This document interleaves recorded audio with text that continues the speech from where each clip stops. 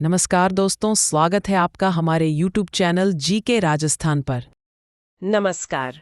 आज हमारे सामने क्षेत्रीय भारतीय आभूषणों की एक बहुत ही दिलचस्प और लंबी सूची है जी। लेकिन हम इसे सिर्फ एक सूची की तरह नहीं देखने वाले।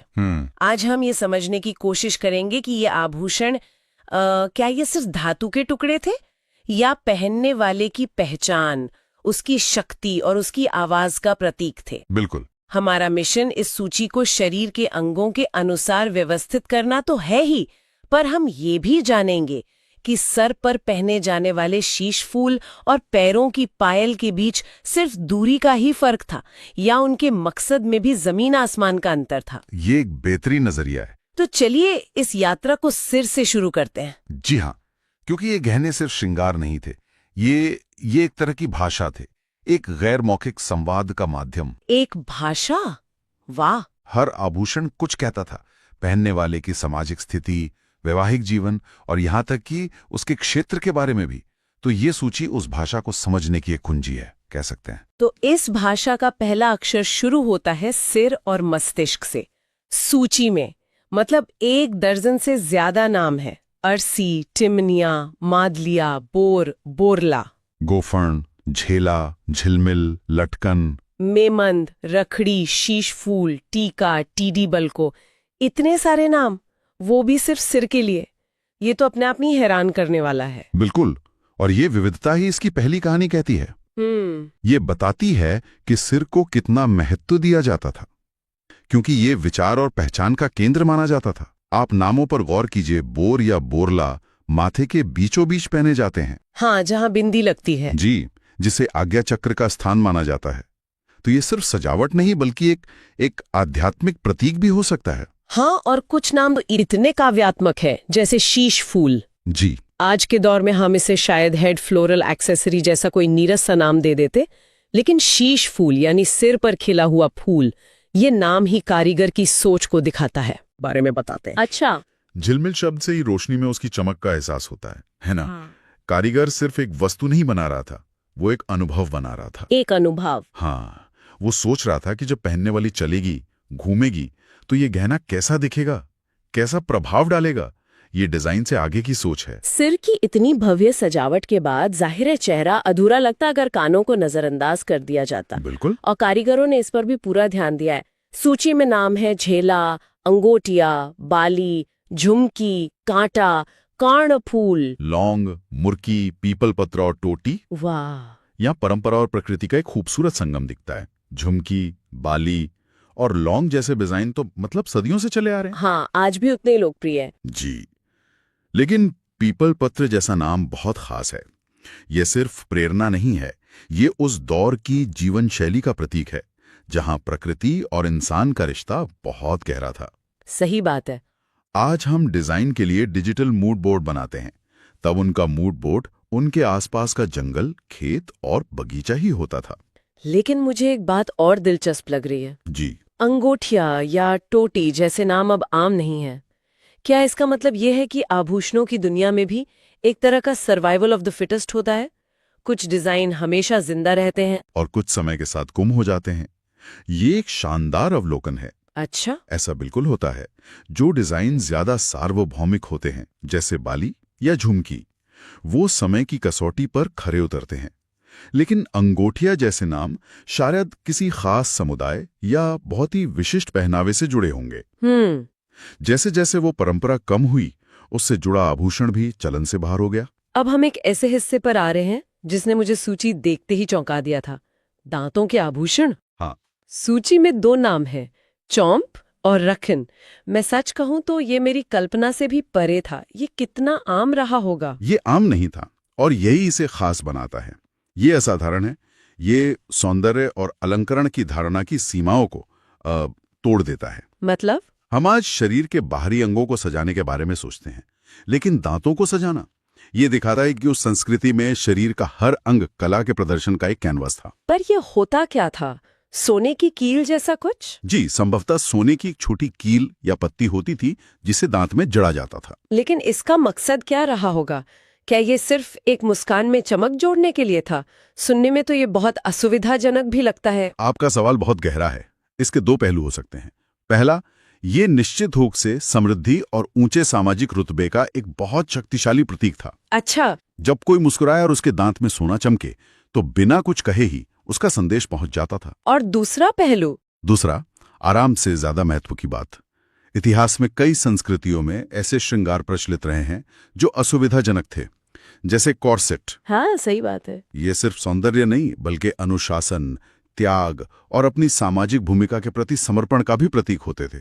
तो चोप सिर्फ एक गहना नहीं बल्कि एक बयान था। ये तो वाकई एक अलग ही दुनिया की बात है।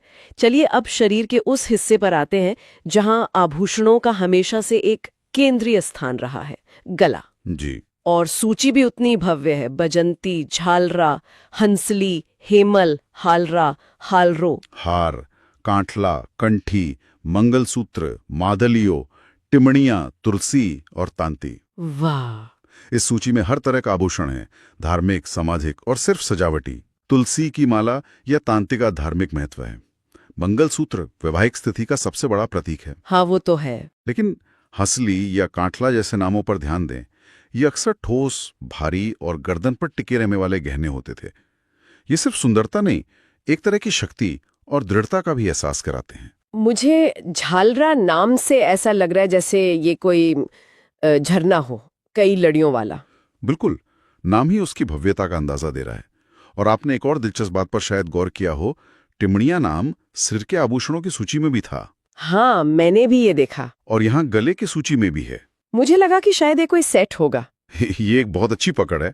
पारंपरिक आभूषणों में अक्सर सेट बनाने का चलन था ताकि सिर से लेकर गले तक एक सामंजस्य बना रहे। होलिस्टिक डिजाइन जैसा कुछ कह सकते हैं। ये सोच दिखाती है कि श्रृंगार को टुकड़ों में नहीं बल्कि एक संपूर्ण रूप में देखा जाता था।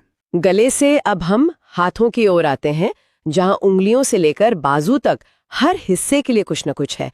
नाम है नौगरी, बाजूबंद, बिंटी, मुंदरी, चूड़ियां, दामना, गोगरू, हथफूल, लंगर और टड्डा। वाह! यहां भी वर्गीकरण बहुत स्पष्ट है। बाजूबंद और टड्डा बाह के ऊपरी हिस्से के लिए हैं, जो शक्ति और सामर्थ्य का प्रतीक हैं। अच्छा, योद्धाओं की तरह। जी, अक्सर योद्धा और राजा भी बाजूबंद पहनते थे। कलाई पर चूड़ियां हैं जो स्त्रीत्व और सौभाग्य का प्रतीक हैं। और फिर आता है हथफूल। हथफूल यानी हाथ का फूल। ये नाम ही इतना सुंदर है। और ये कारीगरी का एक अद्भुत नमूना है। इसमें सिर्फ डिजाइन की खूबसूरती नहीं बल्कि इंजीनियरिंग भी है। इंजीनियरिंग कैसे? कैसे बारीक लड़ियों को सही तनाव और अनुपात के साथ जोड़ा जाता है ताकि हाथ की हरकत में कोई रुकावट ना आए, उंगलियां आसानी से मुड़ सकें। यह अपने आप में एक कला है। सही बात है। ये गहना हाथ को कठोर नहीं बनाता बल्कि उसकी कोमलता और गति को और खूबसूरत बना देता है। अब कमर के आभूषणों की बात करते हैं। सूची थोड़ी छोटी है पर नाम बहुत दमदार है। कंदोरा, कणकती, जंजीर और तगड़ी। हाँ, नाम ही बहुत वजनदार हैं। तगड़ी शब्द में ही एक मजबूती का भाव है। ये शायद एक चौड़ा और भारी कमरबंद होता होगा।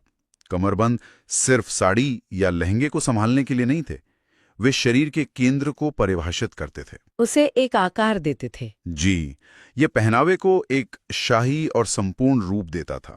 इसे पहनने के बाद चाल में अपने आप एक गरिमा आ जाती होगी। कमर पर जहां शक्ति और रुतबे के प्रतीक थे, वहीं पैरों के गहनों में एक अलग ही खूबी थी, संगीत। आपने बिल्कुल सही कहा, संगीत। सूची है रिमझोल, अंगूठा, आंवला, बिछिया, पोलरा, झांझर, नेवर, नेवरी, तोड़ियो, थेडेड, पायल और रमझोल। इतने सारे नाम। रिमझोल, रमझोल, झांझर, पायल, ये सभी नाम घुंघरुओं से पैदा होने वाली ध्वनि की ओर इशारा करते हैं। ये आभूषण सिर्फ दिखने के लिए नहीं थे बल्कि सुनने के लिए भी थे। बिल्कुल, ये एक स्त्री की उपस्थिति की सूचना देते थे। जब वो चलती थी तो एक लय पैदा होती थी। ये श्रृंगार का एक श्रव्य आयाम है जो बहुत अनूठा है। ये तो मैंने खुद अनुभव किया है। बचपन में मेरी दादी जब घर में चलती थीं, तो उनकी पायल की आवाज से ही पता चल जाता था कि वो किस कमरे में है। कितनी खूबसूरत याद है। ये वाकई घर में एक संगीत की तरह था, उनकी उपस्थिति का एक सौम्य एहसास। और यही इन गहनों की आत्मा थी। वे पहनने वाले के व्यक्तित्व का एक हिस्सा बन जाते थे। इस सूची में बिछिया भी है, जो पैर की उंगलियों में पहनी जाती है और जिसका गहरा वैवाहिक महत्व है। हाँ, और आंवला या तोड़ियों जैसे नाम शायद उनके डिजाइन की ओर इशारा करते हैं, जो प्रकृति से प्रेरित हो सकते हैं। और अब हमारी इस शारीरिक यात्रा के अंत में हम आते हैं नाक पर। एक छोटा सा अंग, लेकिन विकल्पों की कमी नहीं है। जी। सूची में नाम है बेसरी, नथ, चोप, चुनी, बारी, बुलाक और लटकन। नथ शायद इनमें सबसे प्रसिद्ध है, खासकर दुल्हन के श्रृंगार में। ये चेहरे के संतुलन को बदल देती है ना। हाँ, एक खास आकर्षण देती है।